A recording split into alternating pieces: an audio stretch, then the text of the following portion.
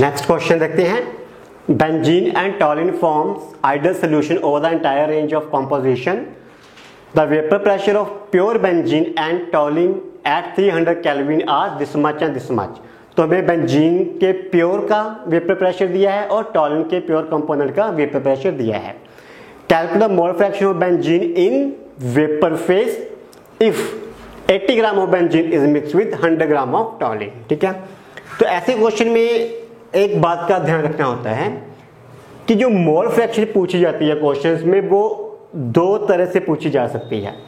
एक तो होता है मोल फ्रैक्शन ऑफ द जो भी कंपोनेंट है इन वेपर फेस, या mole fraction in the liquid phase itself.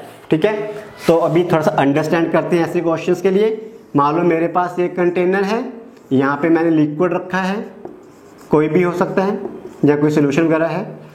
ठीक है, अब इसमें कंपोनेंट ए एंड बी है। ओके, कोई कंपोनेंट ए है और बी है। अब इसमें ए की मोल फ्रैक्शन है और बी की मोल फ्रैक्शन है। कुछ मोल फ्रैक्शन ए की है, कुछ मोल फ्रैक्शन बी की है। किसमें? लिक्विड स्टेट में। ओके, अब यही लिक्विड है यहाँ पे वेपर्स बना रहा है मान लो। ठीक है, यहाँ पे क्या आ गए उसके वेपर्स आ गए। अब वेपर्स में यहाँ भी क्या है, ए कंपोनेंट है एंड बी कंपोनेंट है, दोनों है। यहाँ पर भी दोनों चले गए, वेपर बन के दोनों चले गए। अब इस वेपर फेस में भी कुछ जो है मोल फ्रैक्शन है ए की, कुछ मोल फ्रैक्शन है बी की। तो मैंने उसको क्या कर दिया, X prime A and X prime B कर दिया। ठीक है, तो मोल फ्रैक्शन लिक्विड फेस में भी हो सकती है और मोल फ्रैक्शन वेपर फेस में भी हो सकती है। और ये दोनों मोल फ्रैक्शंस की जो वैल्यू है वो अलग अलग होती है। ठीक है, अब ऐसा नहीं होगा कि यहाँ पे 0.7 मान लो वैल्यू ए की थी तो यहाँ पर भी 0.7 होगी। ठीक है, ये ऐसे नहीं होगा।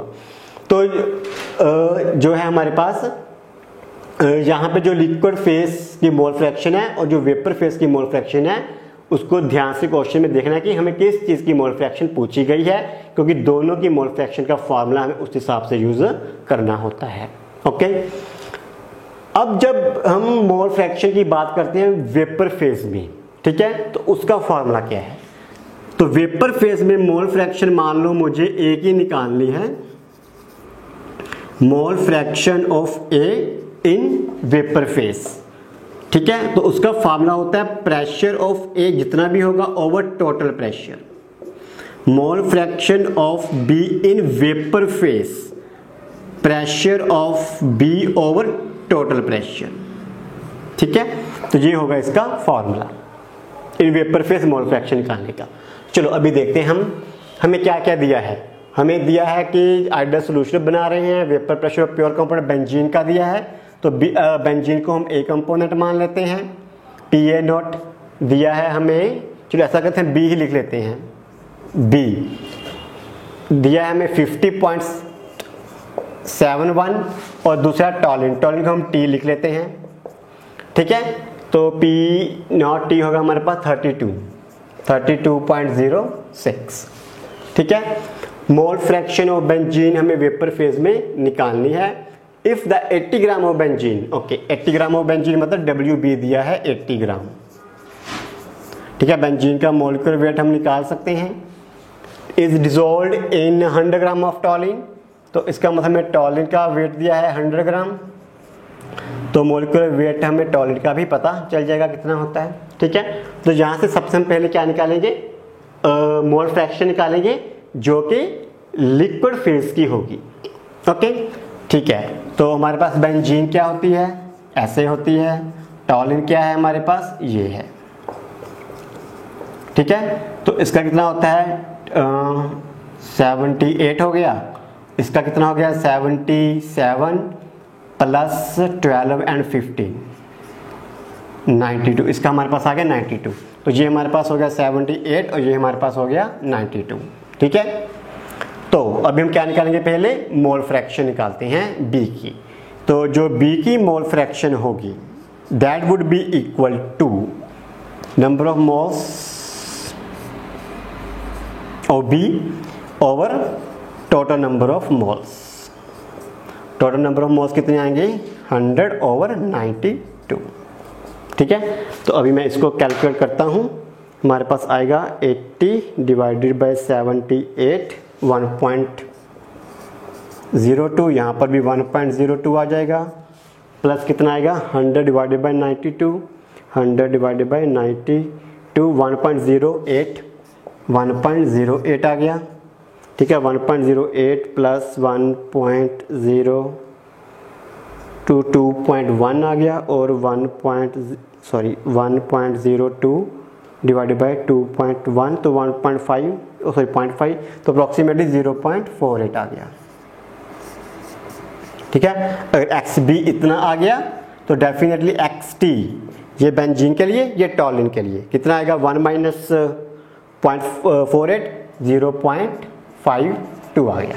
ठीक है, तो दोनों की जो है मोल फ्रैक्शन हमारे पास आ गई 0.48 एंड 0.52। Got it. चलो अभी हमें क्या निकालना है, हमें निकालना है ultimately calculate the mole fraction of benzene in vapour phase. तो हमें मोल फ्रैक्शन बेंजीन निकालनी है। तो मान लो मैं यहाँ पे बी कर देता हूँ बेंजीन की, यहाँ पे मैं कर देता हूँ टॉलिन की। ठीक है, तो हमें बेसिकली एक ही कंपोनेंट की निकालनी है इसकी।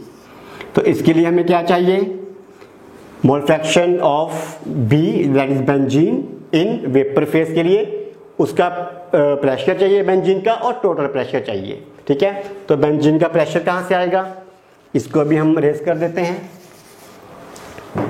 तो पीबी कहाँ से आएगा, we know that PB is equal to PB not into X B benzene के लिए। अभी टोटल के लिए मुझे पी टॉलिन भी लगेगा, तो पी टॉलिन कितना होगा P T into x T. ठीक है, ये बेंजीन का इंडिविजुअल कंपोनेंट हो गया, ये टॉलिन का इंडिविजुअल कंपोनेंट हो गया। इन दोनों को ऐड करेंगे तो पी टोटल भी आ जाएगा। ठीक है, तो यहाँ पे मैं टॉलिन की बात कर रहा हूँ, यहाँ पर बेसिकली मैं टोटल की बात कर रहा हूँ, इसको ऐसे लिख देते हैं। ओके, तो अभी देखते हैं P total is equal to PB for benzene, PT for toluene. तो ये हो गया मेरे पास PB not into X B plus P for toluene into X for toluene. तो पीबी नोट कितना है 50.71 इंटू एक्स बी कितना है 0.48। तो इसको मल्टीपल कर देते हैं 0.48 प्लस टॉलिन का कितना है 32.06 इंटू मोल फ्रैक्शन ऑफ टॉलिन 0.52। ठीक है, तो अभी हम इसको देखते हैं कितना आता है 50.71 इंटू 0.48 24.34 32.06 इंटू 0.52 16.67। तो ये टोटल हो गया हमारा प्लस 24.34 41। तो ये हमारे टोटल आ गया 41। ठीक है, तो हमारे पास पी टोटल आ गया, ये वाली वैल्यू आ गई।